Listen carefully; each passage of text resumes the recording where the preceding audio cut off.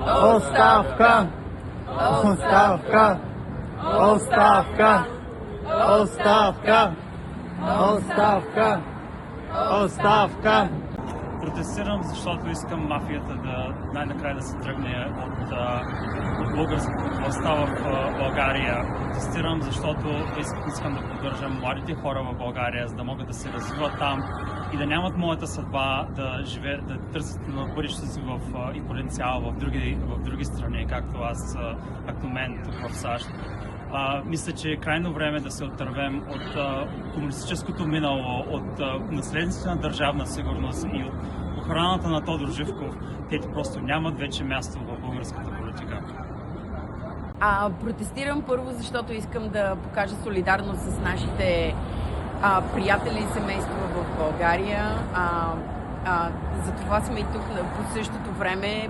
Българско време 6 вечерта, 11 часа нюйоркско време. Също така протестирам за една по-добра България.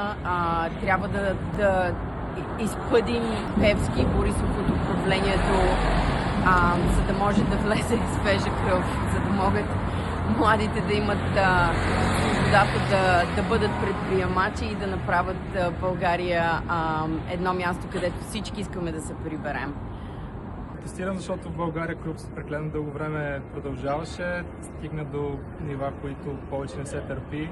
Аз като млад човек, който искам да се пребера и да се развивам в България, трябва да се надявам да мога да постигам успехи на база умения и знания, а не това, кое познавам и кой ме контролира.